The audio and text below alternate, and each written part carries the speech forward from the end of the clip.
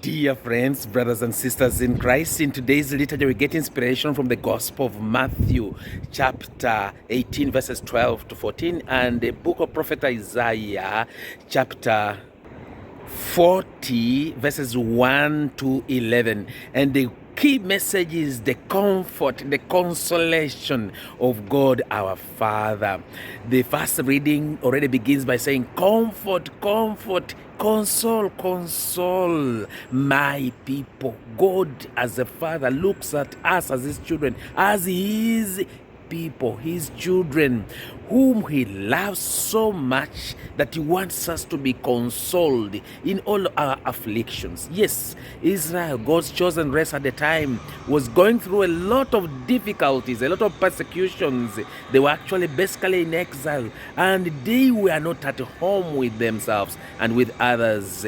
And that's why God says, I myself will shepherd my people. I will be their shepherd, the good shepherd who will take care of the people. And that God is continuing to be a good shepherd through you and me.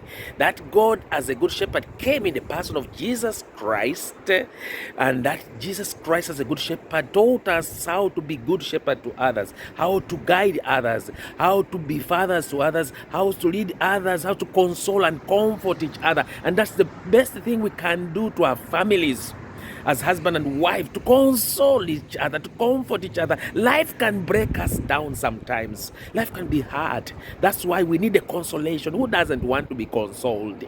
We need the consolation of each other. Be there for each other. Console with your kind words, your kind tender actions, your closeness, your concern in the affair of the others. How was your day? Is everything okay? Is there anything I can do? What could be disturbing you? What can I do to make you happy? This is how we should build each other in the families, in the communities, at work, with that spirit of consolation, comfort. And this is what we hear also in today's gospel, when we hear that Jesus is telling the parable of the lost sheep, as portrayed in Matthew's gospel community discourse, especially around chapter 18. But this is among the few numbers of the big chapter of 18, which talks about the community in Matthew, about the lost sheep.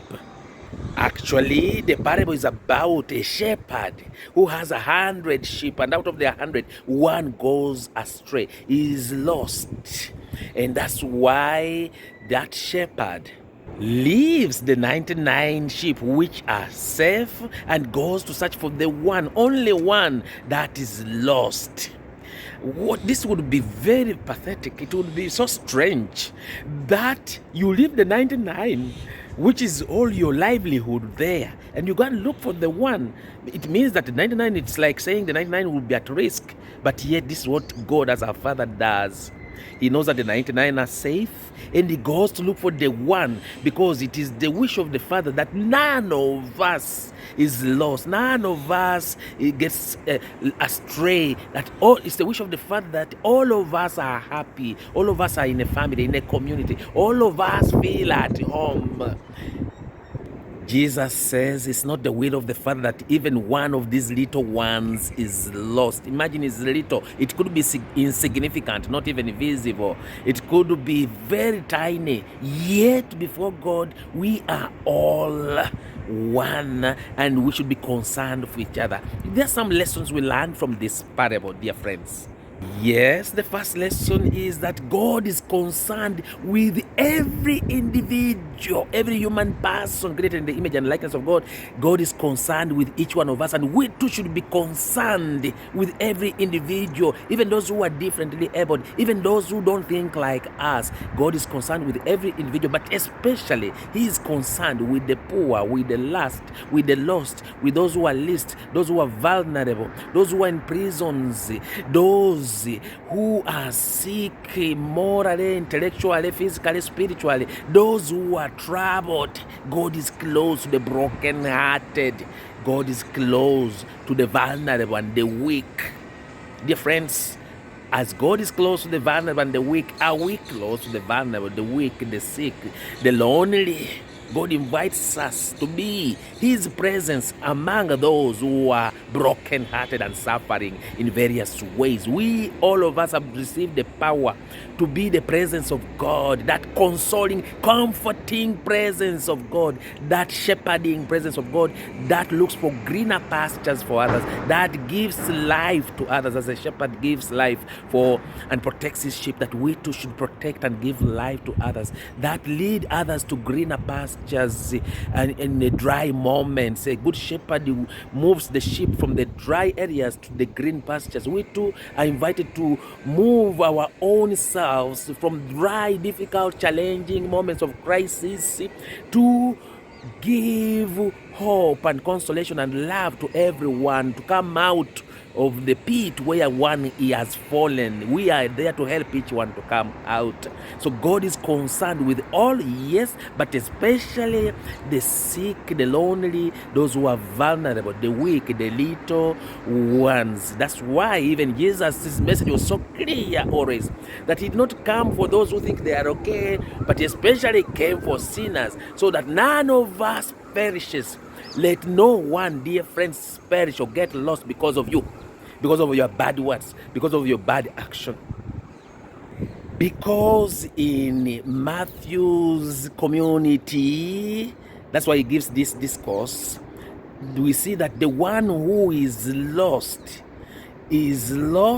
moving away from the community, from the family. So it is the responsibility, this is another point to keep in mind, it's the responsibility of the community, of the family, of the society, of the nation to bring back our brothers and sisters and friends who have gone away from the community. It's not only about thinking about myself, it's about thinking about others, especially those who are struggling in the community. That's why Matthew gives that community discourse.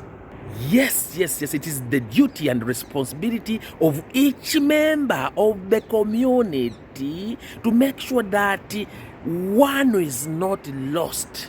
And if we see that someone is struggling in life, we are invited to open our eyes to see what we can do to make sure that that person feels at home in the community, in the family, in the society, in the nation. We should be concerned for every member of the nation, because every member is my brother, my sister, my friend, and what affects my brother affects me. I am my brothers and my sisters' keeper. I should be concerned that the joys of my brother are my joys, and the sorrows of my brother and sister are my sorrows too.